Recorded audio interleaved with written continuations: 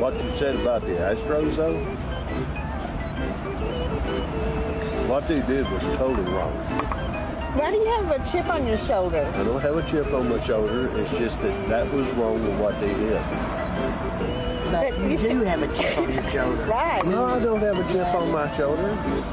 I don't walk around with a chip on my shoulder. Okay. You may not walk around, but you're sitting there with a chip on your shoulder right now. I don't have a chip on my shoulder. What they did was wrong.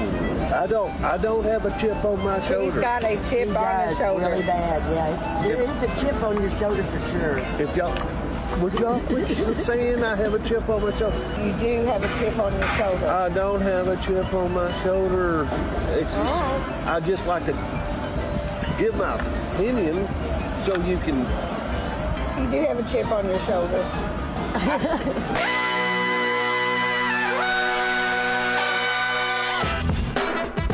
Good morning, sweet world, and welcome to the No Dunks podcast on the Athletic Network. It's Tuesday, April 1st, 2025. I'm Jay Skeets here in the Classic Factory, and alongside me, as always, Tass Melas. Podcast listeners, this is for you. Next to him, it's the bearded one, my top shot hot boy, Trey Kerby. B.O. Haha, got us. And over yonder, making the magic happen, super producer JD. Hello. There he is. Here we are. Trey's really in the spirit of April Fool's today. Oh, man, yeah. Before you came in, he dropped a banana peel at the doorway to the Classic Factory and got JD so hard. Oh, big time. Nearly broke his back. Yeah, that's what I said. Yeah. So you love it, eh? It's your favorite day? Well, yeah. Something that not a lot of people know is that the way me and my best friend from back home met was our grandfathers were the original April Fool's Day banana peel slippers. His grandfather was the first person to drop a banana peel, and my grandfather was the first person to step on one. So it's kind of been in our blood for generations at this point. Wait, are you being serious? Yeah. Oh, crap. I didn't know if that was an April No, Fool's that Day. one's true. Jeez. That one's actually true.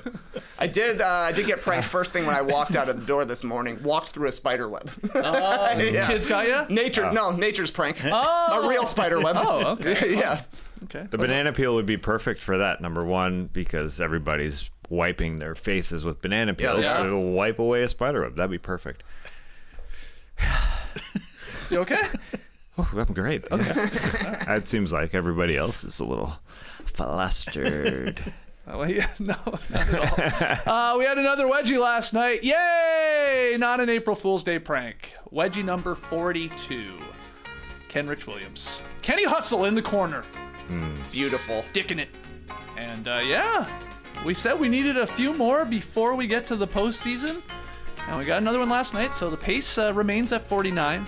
The magic number is 50. That's when you know you had a good season for wedgie, so hopefully we can get there. Yeah, the mud flap stopped flapping, hitting that wedgie. Kenrich Williams' nickname, mud flap.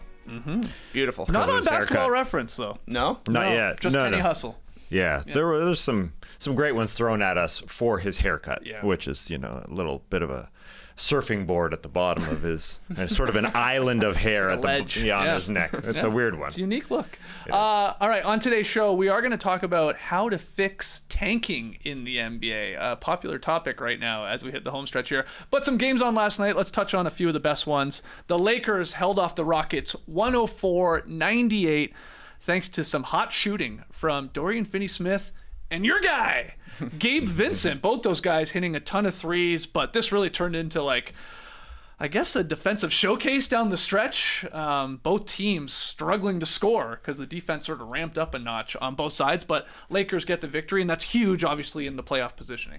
Yeah, there's no doubt the Lakers were ready for those last few minutes, and they got there because Gabe and Dorian Finney-Smith and their combined 40 points win their big three of LeBron, Luka, and Austin Reeves had a combined 48 points. Yeah, Gabe and Dorian with 6 threes each, monstrous. But the Lakers defense that stopped the Rockets system of just getting offensive rebound after offensive rebound. They only had 10 second chance points in this game when the Rockets averaged 18. That is part of their MO. They miss shots and they go and get them. And they couldn't come up with a fourth quarter scoring system late in this game. They put Jalen Green on the bench the last few minutes. And I think part of that was the Lakers were just going at Fred VanVleet when they saw a nice matchup in that regard. So they said, Jalen, this is probably not our best idea because they're going to come at both of us. And so Jalen went to the bench. And it's not like the Rockets were extremely bad the last few minutes, but the Lakers were just playing hard. When you see Luka sprint back with 4 minutes left, and Tari Eason had an open three, but Luka prevented that from happening, so Tari Eason gave the ball away. They were just ready to play.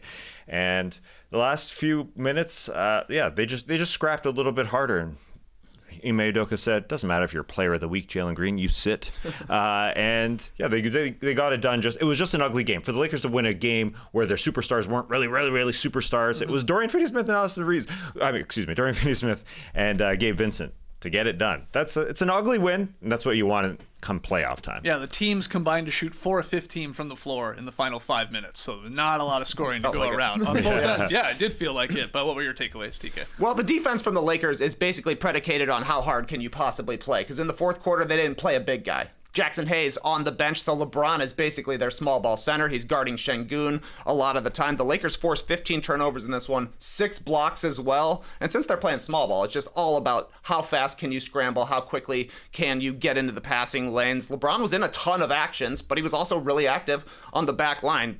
When JJ talks about him maybe being an all-defense type of player, it's fourth quarters like these where he steps up and does the big guy stuff for LA. So I thought that was super impressive. And then I thought on the flip side, Houston's game plan was, we're not getting beat by the big three of the Lakers. They're packing the paint. They're going to live with the three-pointers. LA took 46 threes. That's the 6th most they've taken all season. They couldn't shoot them in the first quarter. Went 2 for 14 after that, 14 from 32 in the last 3 quarters. That's 44%. Tough to lose a game if you're shooting that well for 3 quarters of the game.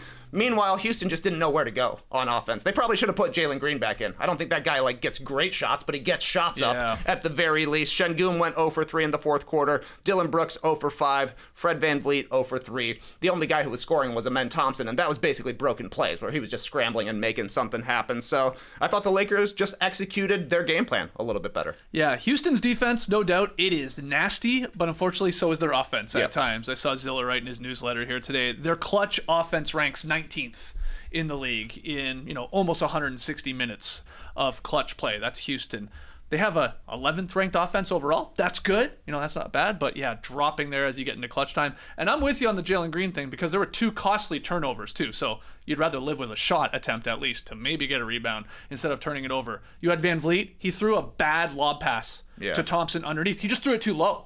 I think he throws it higher. I think Amen Thompson goes up and gets it, maybe scores at the rim, but it was picked off by Reeves, that one. And then there was another one a little bit later. Şengün's fighting LeBron in the paint. He's trying to get position. There's a little bit of an opening, and Brooks threw a bit of an errant pass. He threw it sort of back too far, but Rui, smart play, helped at the right time and popped that one away. 2 costly turnovers down the stretch when, again, teams couldn't score at all.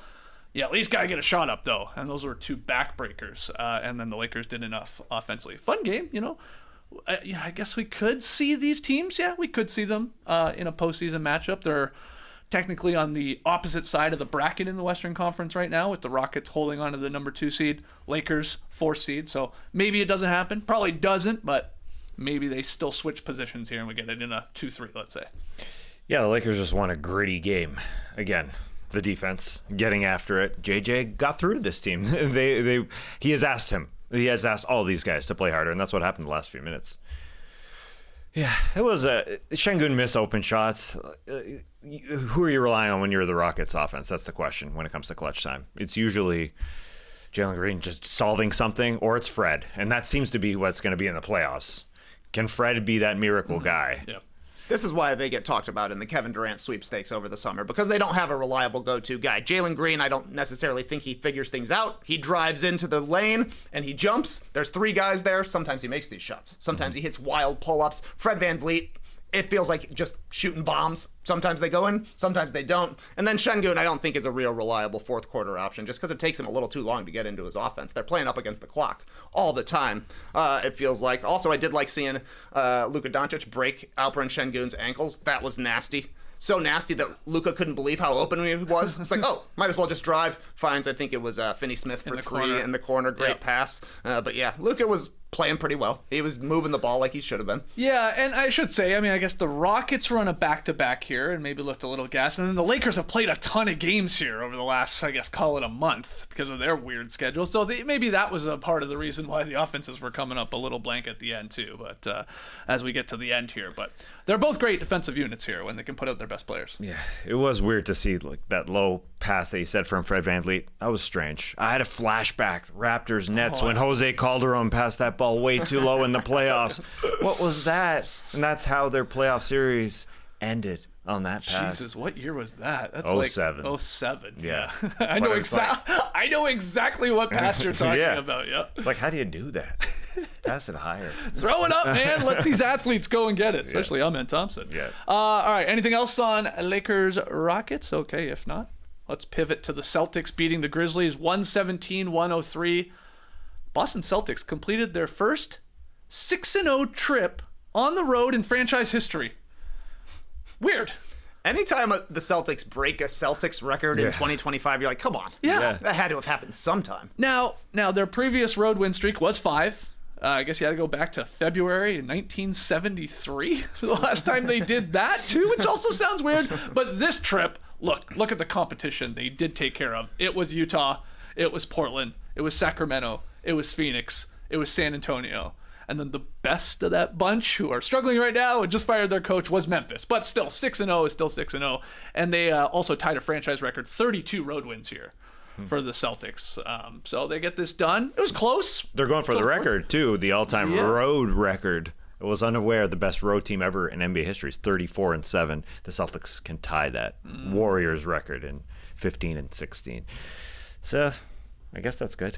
I mean, do the Celtics care if they're the number 1 seed in the East? No, they're great on the road. They can go beat those guys. Great They started off poorly in this game, and it looked like John Moran, all right, baby. He's ready. 6 for 6 to start this game, but in the second quarter, Mazzulla calls a timeout and says, let's play some frickin' D. We're down 10, and they turned it on. And you could really see the double bigs, Porzingis and Al Horford, and what that has made this sort of new offense for the Celtics look like. I mean, this looks like something they didn't have last year, the pick and pop threes, sealing people, transition jams. Obviously, Horford was hot, and that just turned that freaking whole game around. Horford 6 threes, and that was it. And did you see this Celtics franchise history record? Derrick White has hit the most threes in one season for the Boston Celtics. It's kind of surprising, Derrick White. But anyway, I guess it's not that surprising. Well, I saw Celtics blog, I forgot right? to look up who was the previous leader. Well, when you think of great three-point shooters in Celtics history, who do you think of? You think of Ray Allen, probably Larry Bird, who was even ahead of his time because they sort of had just added the three-point line, Paul Pierce, maybe even Antoine Walker. Yeah, but Derrick and White. Ray's not that old, so it wasn't like pre this era when there's this many shots, you know? Yeah. So you'd think it'd be Ray. Yeah, Derrick White, 246 threes on the season. That was the record. He actually added one more, so 247. He actually hit a timely one, number 247. That's the new single-season high. Isaiah Thomas, 2016-17. There you go. Was the previous record. I guess that was king of the fourth quarter era. Yeah. Wow. Isaiah Thomas. But the funny thing is that Jason Tatum this season is third. He has 240, and Peyton Pritchard this season has 238. So both of those guys could take this record. Exactly. This may not be Derrick White's record at the end of the season. I know. Boston has 7 games left on the schedule. Their final 2 games are against the Hornets, and I bring that up because I gotta imagine Jason Tatum, even Derrick White for that matter, probably gets those games off. Pritchard time. Yes, I think Peyton Pritchard could steal this year, and it's in play that whatever it will end up being. I don't know. It's going to be like in the 260s possibly with that many games remaining for one of these guys. But Derrick White has it for right now. And they bombed away. And again, it was a close game for a majority of this game. But, the Celtics have that where they can crank it up a notch. And they did here. But what did you think of this one? Boston-Memphis. It was all about the three-pointers. The Celtics were basically playing with their food because they were able to score at will on the Grizzlies. They took 62 threes last night. Boston did. That's the second most they've taken all season. Started the first quarter very cold, 4 for 15. All of the shots were wide open, though. So no surprise.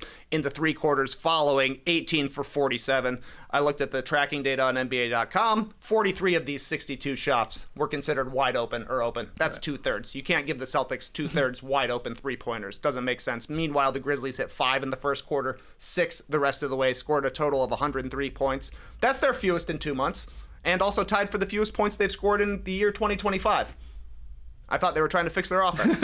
Yeah, I think they were going They a had little. their worst offensive night in 2 months. Yeah, they started to go way too early in the shot clock for them. Like they weren't moving the ball like the Celtics were moving the ball, and I think that's what Tuomo, their new coach, has got to be saying now. Let's move that thing a little bit. It just felt like they were just going up every single possession and just shooting one pass shot. Definitely. Not too much of that. How about Boston head coach Joe Mazzulla? Sort of surprise starting Xavier Tillman for the Celtics because, he used to play in Memphis, played like 3.5 seasons there. So they gave him the start. Now, there was no Jaylen Brown for Celtics. There was no Luke Cornett as well. So they're like, let's keep Horford on the bench and let's give Tillman a start here.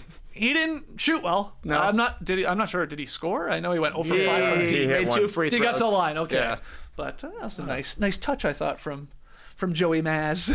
Hey, man. He was like the only guy that didn't score. Al Horford gave Zach an Edie-cation. Completely. 26 points off the bench for Horford, 6 threes, and Edie was just running around out there. They put him in action every single time he was on the court, and it was either a foul or a wide open three for Horford or Porzingis or Tillman, I suppose, to miss him. But at least he was taking them. 30 assists on 39 makes for the Celtics last night. They looked like they're rolling. They had the best offense in March.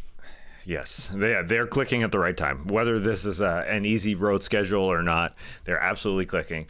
The surprising thing for me was seeing Joe Mazzulla sitting at one point. I mean, this was like late in the second quarter. It's time to stand up for the coach and call a timeout or whatever. He was chilling. It was almost like his legs were back, sitting more than JD, I would say. He was just real chill. That ain't like Joe. It was weird. You think he slipped on a banana peel? The Grizzlies are currently in the 5th spot in the Western Conference, but they're only half a game up on the Warriors, who are in the 6th spot, obviously. And then the Wolves and Clippers are 1 game back from Memphis. I bring this up to ask you, is there concern here that the Grizzlies are going to be one of those teams that slips all the way down into the play-in at this point? And wow, how bad will that look considering you fired your coach with 9 games to go? It's definitely possible. Yeah. I would say the Wolves and the Clippers are both playing better than the Grizzlies are right now. Yeah. And I think kind of disappointing the first 2 games after firing their coach. They lose them both. Like you're hoping to win one of those after firing your coach. So, Memphis needs to figure something out pretty quickly here. Yeah, you're hoping to win one of those, but you're also playing the Lakers Tough and the teams. Celtics. Yeah, tough teams. Yeah. But that's been the story of their season, right? You can't beat Absolutely. these good teams. Yeah, their highlight of this year might be Santi Aldama's wedding. I think Santi Aldama's getting married because after Desmond Bane shoved Santi Aldama into the bench, he was interviewed after the game and said, "Look, I probably took it too far, but I love Santi. He was at my wedding. I'll be at his wedding." I guess he's getting married. I don't know. He's getting married and he's a free agent. Big summer for Santi Aldama. Everything's coming No up. wonder he's so Santi. stressed. Yeah. Doesn't know where to go on defense and all that, too. Shaved his face. Mind is on a Yeah. lot of things. Yeah. I think he needs to grow the beard back. You think his fiance asked? I would like to see you clean shaven for the Maybe, wedding. but I think he looks better with a Photos. beard, if I'm being honest. Personal A lot opinion. of us do, you know? Yeah. Yep. True. Yep. Guilty as charged. Also, I didn't know that they were calling Drew Holiday Dr. Evil. I heard it from Drew Carter He's in dropping this game. he's doing the pinky He celebration. got a mallet finger Yeah. injury, got Yeah. a cast, and came with a new celebration. I saw in an interview, he said, "This is for the older people." I had to tell Jordan Walsh who Dr. Evil was. Oh, God. Don't say stuff like that. I mean, Austin mean- Powers movie came out a long time ago. I know, but you feel like just something should be passed down upon the generations. And that's one of them? Yeah, a little bit. Yeah, it's like when we had Marvin Bagley on our show. He knows who Dr. Evil was. Yeah, but he's like probably 10 years older Yeah. than, at this point. Walsh. Yeah, Well, but he was playing yesterday. yeah, true. He was. You think Go he tell saw it? him. He's like, I remember being on that show. Yeah, We got exactly. Marvin Bagley to wear an eye patch when he came on our show. That's pretty cool. Which Celtics do you think have seen an Austin Powers movie? Okay, Al Horford. 100%. Drew Holiday. Yeah. Obviously. Torrey Craig. I sorted this by reverse birth date, so these are oldest to youngest. I'd say Well, we know- Xavier Tillman, but he ain't that old. He looks He just really looks old. old. Well, we know Joe Mazzulla has it because he only watches The Town. Only watches He's only the watched town. one movie ever. Derrick White, I think, yeah. Yeah. Luke Sure. Cornett for sure. Oh, sure. God, he knows it by heart. Porzingis? Great question. Yeah, I'm going to say yeah. Jaylen Brown. I don't think he liked it.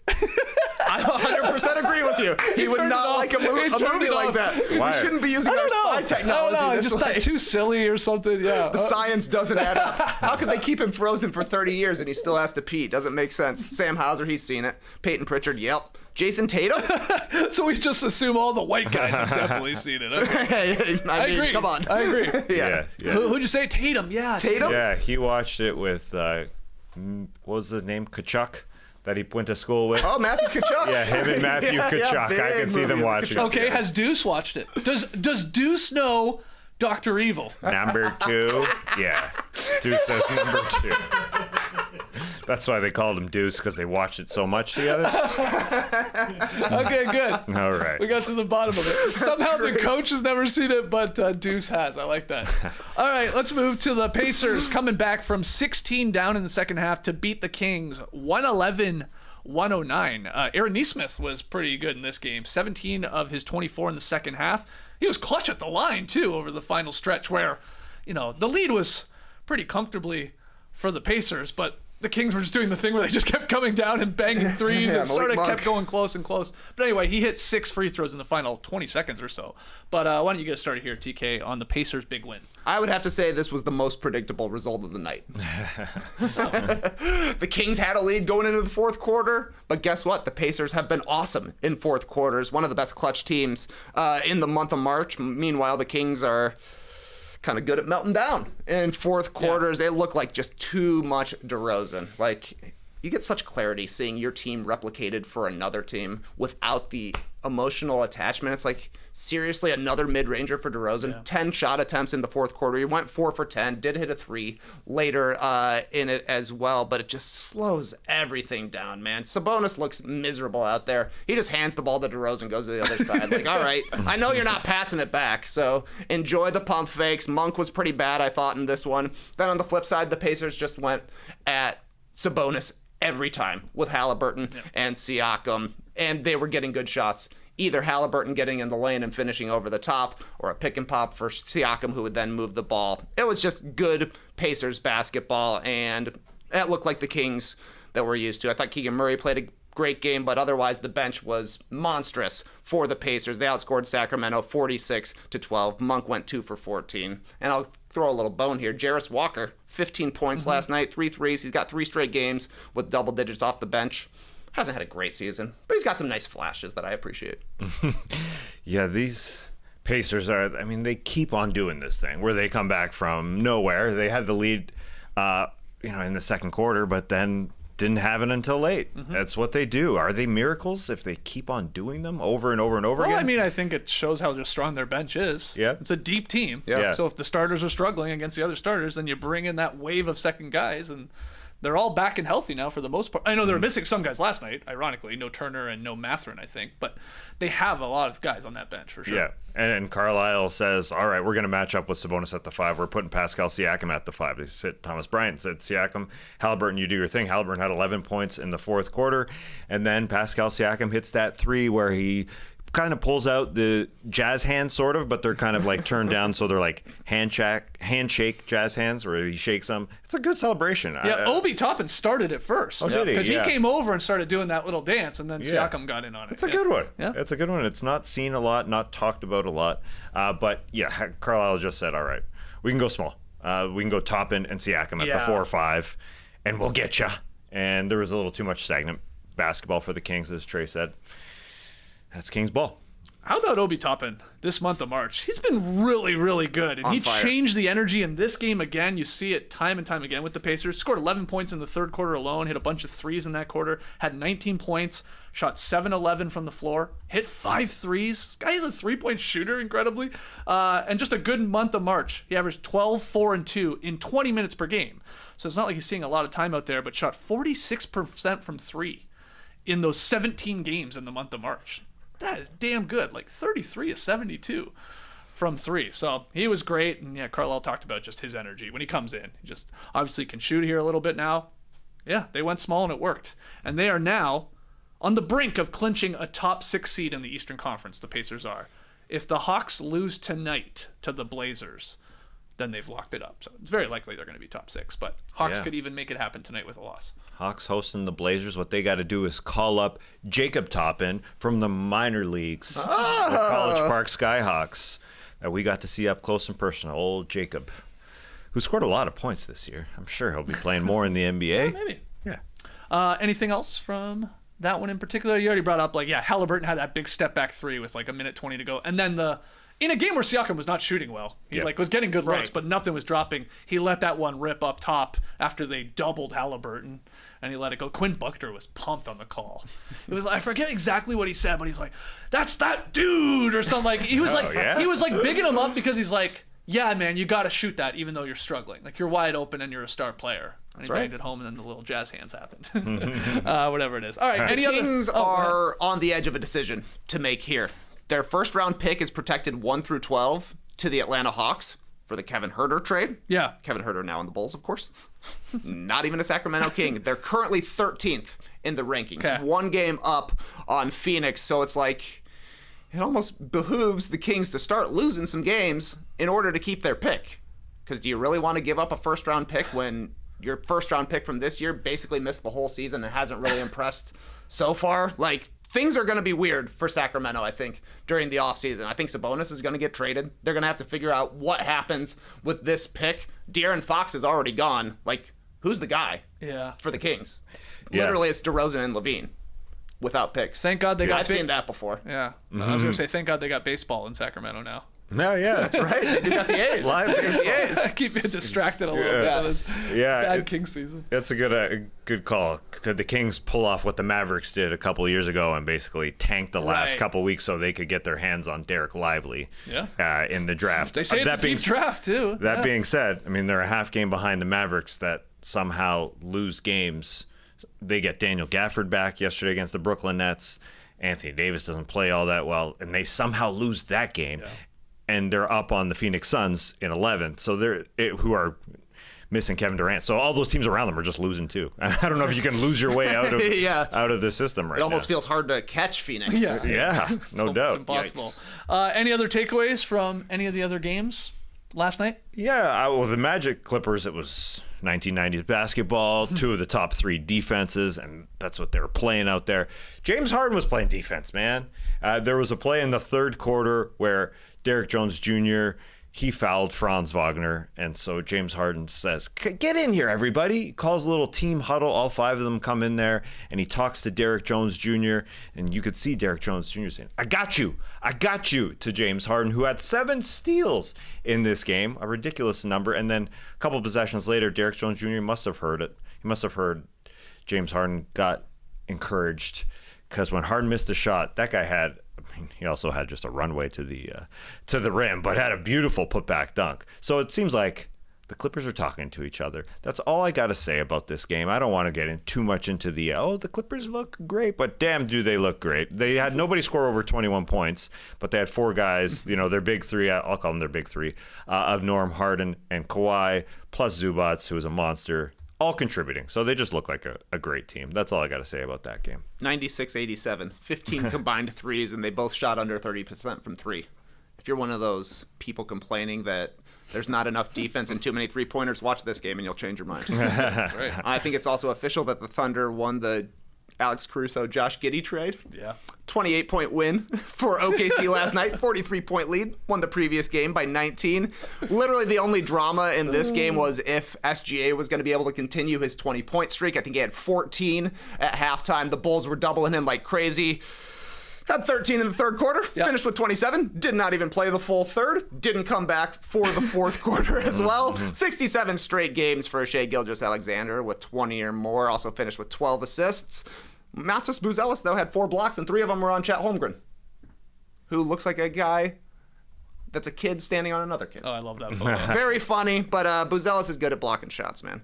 OKC did improve to 28-1 Yeah, they did. versus the East this season, including 14-0 at home, and they got 1 game remaining against opponent from the other conference. That's the Pistons, but they've already set the all-time record winning percentage-wise, interconference style. That is unbelievable. Did we ever decide on what we were calling the OKC version of the Cavalanche like the Cavs have. I know we said thunderclap. I like it. I think Worldwide Wob was also asking for suggestions. He liked thunderstruck. Sure. And then, maybe a tornado to go along with the clouds and the lightning and the storms and stuff like that. I like thunderclap the most because that's what they did in the second quarter. It was like a 9-point game, and then it was 65-33. Yes, it was. In the blink of an eye. Yes, it was. So we're Team Thunderclap over here. Yeah, I'm with Sounds you. weird to say out loud. Also, the Heat have won 5 straight games, and with the Bulls lost Miami back up to 9th. Good for the Bulls to get back into 10th. Yeah. I like it, man. It was weird. It was weird being so good for a second there. A wild stat from Statitudes I saw. The Heat became just the 3rd team in NBA history to immediately follow up a 10-game losing streak with a 5-game win streak. You want to take a crack at the other 2 teams to have done it? You saw it, yeah. I saw, and I literally remembered one of them was the Bulls because of Nikola Mirotic coming back from getting jacked in the face by Bobby Portis. Exactly right. 17-18 Chicago Bulls did it, and then Ruined the other draft one, pick for sure. The other one was fairly recent, like a couple years ago, that I thought maybe you saw it, but the other that you could get maybe TAS, a team we just talked about that have turned it around, that are going to maybe win 50 games or very likely going to win 50 games. It was the Houston Rockets. The Rockets. Yeah. 21-22 Rockets. They lost 15 straight. And then they won 7 straight. 21-22, they were bad. Yeah. Right? Yeah. But they had that little stretch What was where going on suddenly there? we're like, what the hell's Yeah. going on here? It was very strange. Crazy So, stats out there. crazy stats. I got a stat for you. Yeah. This is a weird one. Who has made the most corner threes over the last 12 seasons? Which player has made seasons? the most 12. corner Precisely threes? 12. PJ Tucker? It's PJ Tucker. Yeah. Are you serious? Yeah. Well, he just got signed, right? By the Yeah, Knicks? that's why. Okay. That's why that Wow. stat came up. According to Second Spectrum, he's made 700 quarter threes over the last 12 seasons, the most in the NBA during that span. I guess that's probably true. That's incredible. That's a lot of. That's where he stood for a long time, but he just hasn't hit him in a couple of years. Yeah. So that's He must have had a huge lead. That's what it was, man. I remember back in the day, Brent Barry in the NBA TV offices just strumming the guitar. PJ Tucker's open in the corner. That was like 12 years ago. I'll tell you He what. started singing it. Wouldn't sing it on TV, but he would sing it in the locker rooms. Yeah. oh, wow. And that nice fact, behind the scenes. That's right. right. there. And that fact has stuck with people too, because I was just playing pickup hoops on Sunday morning, and some guy mentioned all I do is shoot corner threes, and somebody said, "Oh, you're a real PJ Tucker." I kid you not. That's right. Yeah. So I guess maybe we were the last people on earth to know that he would have led that for Yeah. the last 12 years. I thought it was weird that PJ Tucker got signed to a contract, but it ain't really all that long. It's just like he's signed 10 days with the Knicks. Right. Then you're around for the rest of the year. That's allowed. And then next year, team option. Oh, Yeah. okay. So it's not that long. That's keep it for trading purposes, right? Like, we might need this contract to throw into something else. Sure. So Yeah, we sure. sign you to an option, and And then hey. suddenly he's getting paid again. How great! do nothing. How great would it be though in a playoff game here? You know, they need a 3. Just stick him in the corner, run it back, man. Let's see if he's got one more left in him. All right, let's go from talking about the games to talking about tanking, because the Athletics, Mike Vorkunov, had a great article up the other day, wondering about, can the NBA fix its big tanking problem here? Even is this a problem? Maybe we could even debate. He wrote, "Nothing can match the chaotic energy of the NBA's great tank. The race to the bottom is as good as ever. 7 teams jostling with one another for positioning in the lottery." And yeah, if you fire up Tankathon, we got some bad teams right now, and they're getting creative even how they're losing these games, especially in the Raptors case. It's, hey, start all the guys.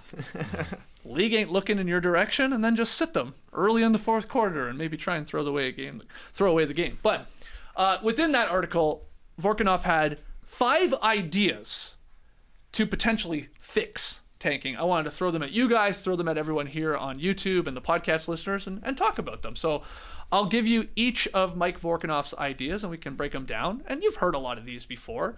But the first one, extend the lottery drawing to determine the top 8 picks. So the NBA could let the lottery drawing determine the top 8 picks in the draft instead of just the top 4. So basically flatten the odds even further than the NBA has taken measures to do over whatever it was, the last 10 years or so. Right now, the 3 worst teams each own a 14% chance of the number 1 pick. What if the top 4 teams each had a 10% chance, and the teams outside the top 8 had their odds increased as well? So that's the idea here. Just like flatten it more, and maybe there's less really leaning into being bad, because it's not much of an incentive once you're just one of the bad teams. Your thoughts? Top 8 seemed too punitive to me, where if you have the worst record in the league, you could drop to the 9th pick. Yeah. That's how you get stuck being the worst team in the league year after year after year. Like, it was a bummer for the Pistons to keep finishing with the worst record, but at least they were picking 5th. They got Asar Thompson. They got Jaden Ivey. These are both good players. Obviously, Ivy's hurt. Thompson was to start the season, but, like, those are good guys. The 9th pick, like... you might not even get an all-star. Right. You so know, that's your biggest concern. Like, Yeah. the really bad teams could drop very far in the line. because there's always going to be bad teams. Yeah. Yeah, I totally agree. If you want to be bad, you'll still drop to the bottom 8. You'll be bad enough to get to those bottom 8. So I think when we get further into this article that Vorkunov wrote, the extension of those percentages, whether we just level it out completely flat between 1 and 30, I mean, that makes a little more sense, but that's spooky. Yeah, That's a little scary. We're getting yeah. back into the Shaquille O'Neal era where anybody gets the number 1 pick. And it could literally be handed out to the Boston frickin' Celtics, which Right. is a little too scary. Okay. Well, that's why he started with that one first, I Yep. think. Yep. That's just how you write an article right there. Mike Vorkunov. All right, second idea here to fix tanking. Get rid of the weighted lottery altogether. So, every non-playoff team would have the same odds. A 1 in 14 chance. That's a 7.1% chance at the top pick. That's the idea here. If you are not in the playoffs, you're in the lottery, and you got all the same chance. Now, the downside, he writes, is that it may keep losing teams in a position where they can't draw on the top of the draft talent to get them out of this cycle of being bad. Sure, but then people push back and go, well, a lot of these teams are there every year after it is as it is. So it's like they're just bad at running an organization and bad at maybe drafting talent or evaluating talent and then growing talent. So like stop rewarding them, so to speak, with these like higher picks, and maybe that's just better for these teams that are like had a bad year, maybe because of injury, maybe not, that they might get a chance at the number 1 pick. Your thoughts on getting rid of the weighted lottery altogether? I think it's awesome for TV to watch a lottery where literally any team could win. Bad for ping pong ball manufacturers because you would only need 1 for each team. Right. So that's a problem. My biggest issue, though, is that this would encourage tanking from teams higher up in the standings. Like, we're talking about the Sacramento Kings. Should they tank to keep the 12th pick just so they'll have a pick? Right. It wouldn't even be a question if this were the case and lottery odds were flat. Like, why would you want to go into the play-in and either play against the Rockets, or you might have to play the Thunder? You're going to play a 65-win team in the first round or have a chance at drafting Cooper Flagg. Not even a choice. So that, to me, is the problem, is that, like, the teams that are right on the edge of the playoffs, they would have no incentive to try and make the playoffs. That's interesting. Zach Harper disagrees with you wholeheartedly because he thinks that that would not be a problem because, to quote him here, to convince ownership groups that they should bail out of potential playoff revenue from a 7.1% chance of hitting the top pick doesn't sound like the smartest business decision. So that's Harper's reasoning. He's like, yeah, he hears you, but like more times than not, they're going to be like, no, get into the playoffs. And like we make tons of money with those gates. And that's better than a 7% chance at a number 1 pick, 7.1% chance. That's what he thinks, but I hear you as well, TK. Where do you fall on that? Do you think this would be an issue, or do you like it? I think it, like we've sort of been implying here, a lot of it comes down to the GMs in the front office, whether or not they can make a good draft pick. You know, and that's where it all boils down to. NBA teams and organizations realized, top 2, top 3 picks could be extremely great, but then what it comes down to is you're going to make a nice pick at 8, 9, 10, 11, 12, so it goes hand in hand. Yeah, I mean, like all of the Hall of Famers are not number picks 1, 2, and 3. Yeah. Yeah. Oh, absolutely. So, Zach's wrong. We just saw this happen with the Mavericks. They tanked just to keep a top 10 pick. Mm-hmm. And they had the chance. Can we go for the play-in tournament, or do we try and get the 10th pick? And that's for the 10th pick. Mm-hmm. So I think, obviously, Zach is wrong. No offense to this guy. Yeah, I mean, and they paid his whole thing is owners do love money, which he's right about that. Yeah, but you know what's going to make you more money? Having Cooper Flagg next season. Yeah. 7% chance at it? Yeah, that's the thing, percentages-wise. And then the Mavs were fined. They may like money, but they were fined because they tanked games, if I'm not incorrect. Then went to the finals with Derrick Lively. They get 2 games. Like, you're telling me it's worth it for the Sacramento Kings to have 2 home Right. playoff games Yeah. versus 41 home playoff games with a star the next season. Yeah, and the play-in tournament Yeah. definitely changes the equation of all this too. If this was like the old ways, the 7th and 8th seeds are just the 7th and 8th seeds, and they're getting 2 playoff games, yeah, okay, maybe that's it. But you're right. You're the 9th and 10th seeds. Like, you may not even have a home game when it's all said and done. You very likely won't, unless you get in, like fight your way into the actual playoffs. Okay, next one here. Idea number 3. The lottery odds are based off multiple years of records, not just the last one. This is what the WNBA does. So teams in the lottery have their odds based on their record over a 2-season span rather than just the immediate season. That changes the stakes of deciding whether to tank for a year, especially if you just made the playoffs the year before or you weren't flat out awful. So while some teams still might commit to the multi-year tank, there is a fear of doing that for too many years, of losing your fan base, really, because the idea is like people can put up for like 1 year of like leaning into a tank to take a crack at getting a high pick, but it's like when you start doing it 2 years, 3 years, it's like people start tuning you out, and there's a negative connotation to that. So what do you think about this, taking the WNBA page from their playbook and sort of doing a weighted thing here? I was intrigued at first, but NBA front offices will be smart enough eventually to just start punting multiple seasons. I mean, we basically see it with the Utah Jazz right now. They're terrible year after year after year with the idea that we can get a number 1 pick. So I think you'll see. I totally get it's difficult for a fan base to see a team saying we are going to be bad in the following year. Oh, we got to renew season seats. This team is bad. They're going to be bad again. I mean, yes, over and over and over again to see a team be bad, it's painful. That being said, I think fan base or organizations will start doing it.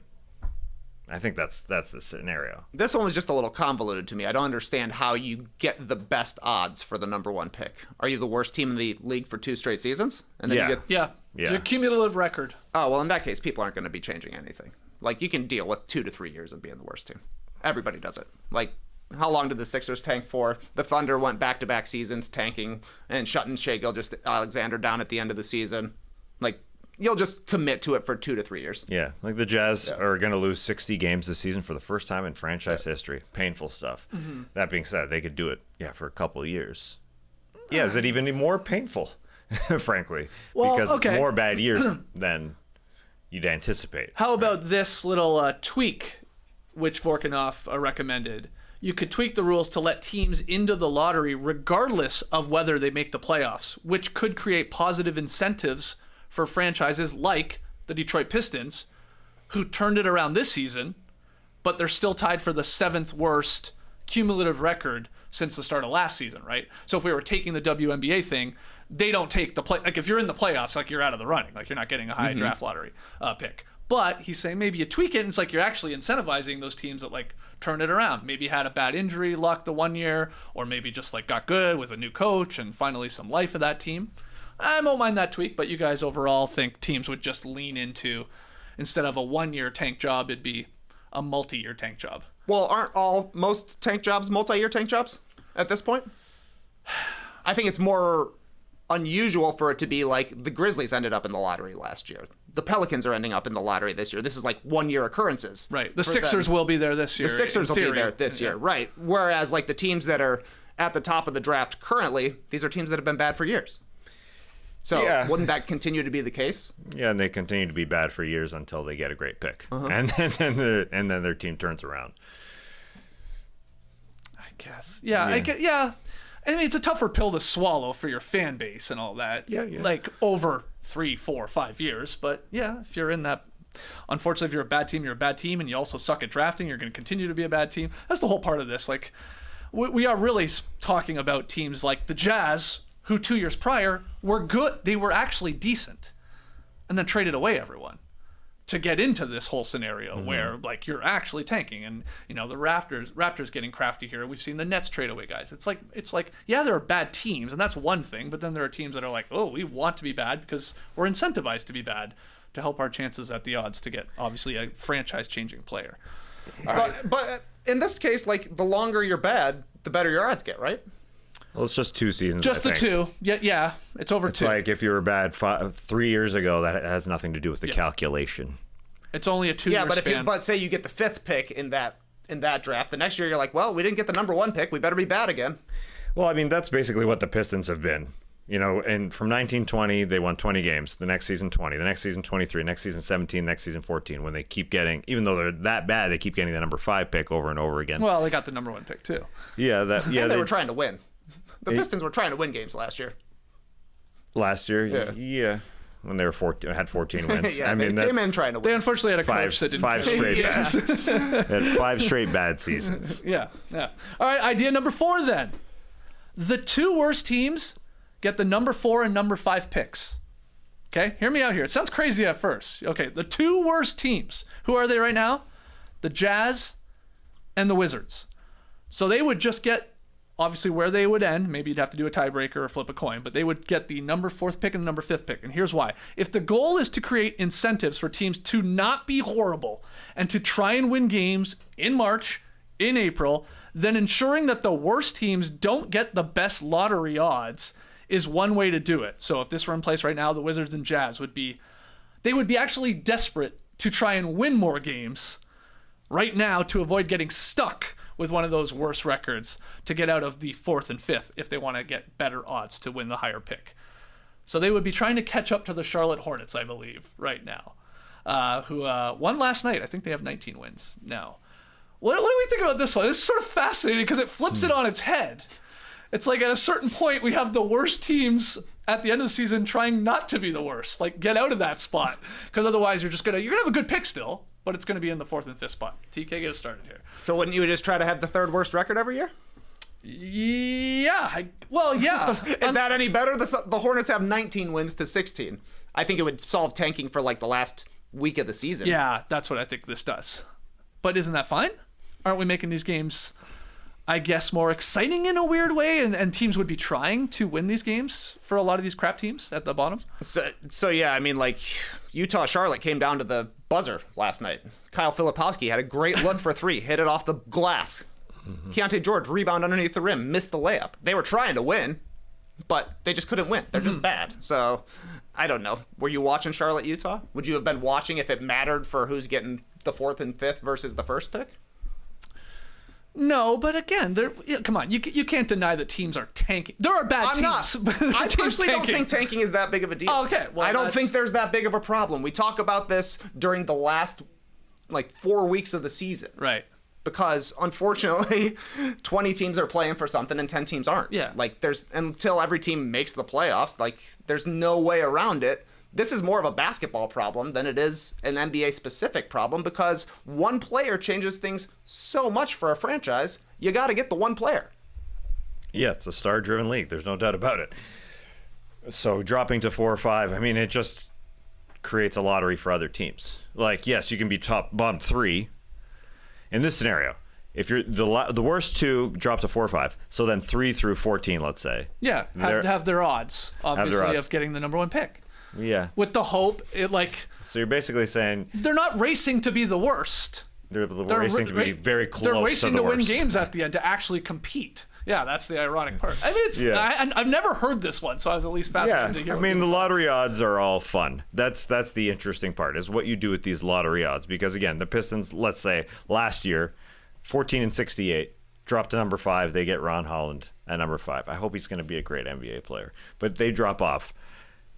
It's like what becomes of these this it's all just about ping pong balls because teams want to get the number 1. So I think the only other possibility, I think the interesting thing from Vorkunov is changing the lottery odds, extending the lottery odds to determine the top 8 picks as that first idea was, extend the lottery drawing to determine the top 8 picks. Or go a little deeper. Go to the 14 where everybody sort of has the exact a same flat number. Yeah, right. Yeah, because then you're not incentivized to race to the bottom and have more losses. Yeah, that's what we're getting. You miss the playoffs, you got the equal amount as the other 13 teams. I think that's fun. Like Trey said, then we might have teams actually trying to purposely avoid the playoffs. Zach Harper doesn't believe that would be the case, but people obviously disagree on that one. Final idea, let's get it out here. Get rid of the draft. Just chuck it out. You can't tank if there's nothing to tank for. Now, Vork writes that the league just could get rid of it and allow each team a capped amount of money it can spend on incoming players each offseason. That would put agency back into the hands of the players and allow teams to define their rookie classes however they want. So we would basically get like almost like a rookie free agency here, if you want to call it that, and where everybody and how you manage your money and all that, and even the players dictating almost where they would want to go. And I think there's a lot of pros to that, and I think there could be a lot of cons to that. But what do you think of just abolishing the draft altogether, Tasmel? I think something that would be comparable to this would be shortening the NBA season to solve it all. So you don't have getting away from tanking would be a result of just having fewer games to play, because you just can't bomb as many games. You have to actually play harder.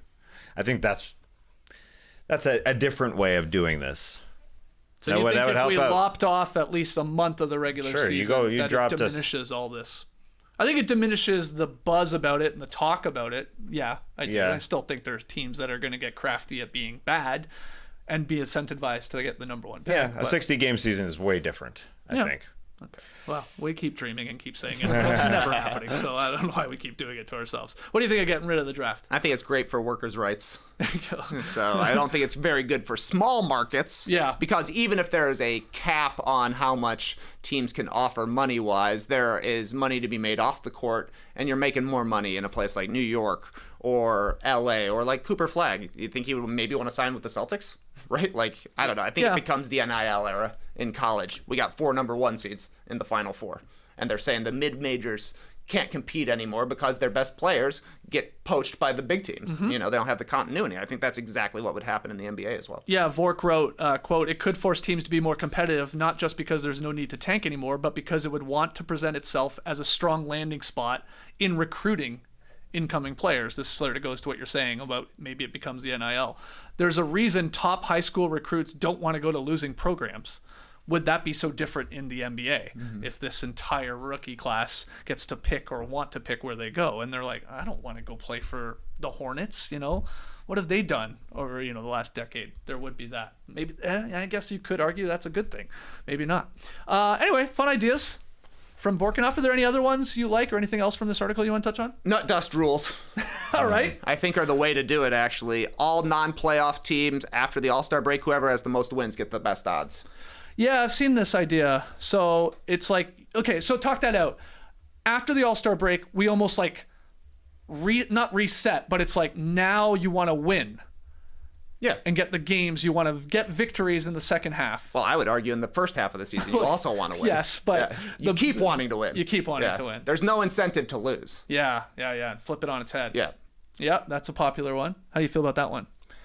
Well, I'm just looking up what Yanni said about European players and how they want to go to big markets. Like Luka going to LA is good for everybody, good for the entire world. Yeah, and that's something that could be a result of getting rid of the draft. Bigger players, bigger markets, that type of thing. So Giannis would be happy, I guess. Because Giannis just said, it's something new for Europe. And how they get to see their guys go to big franchises. And like people were definitely saying about Giannis Antetokounmpo, why do you want to play in Milwaukee? But he went there and loves it.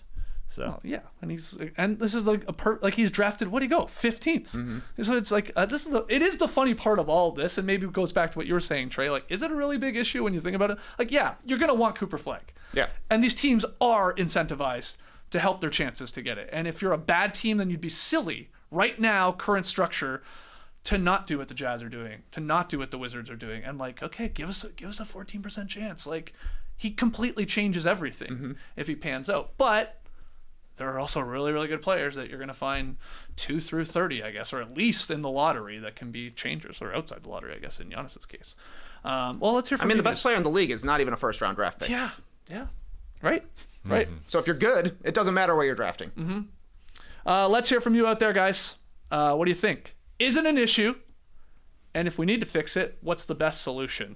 Get rid of it, change the odds, like flatten it, like we said. Just if you're a bad team, you're in the lottery, you got a 7.1% chance at it. Could be fun too. That would be great TV.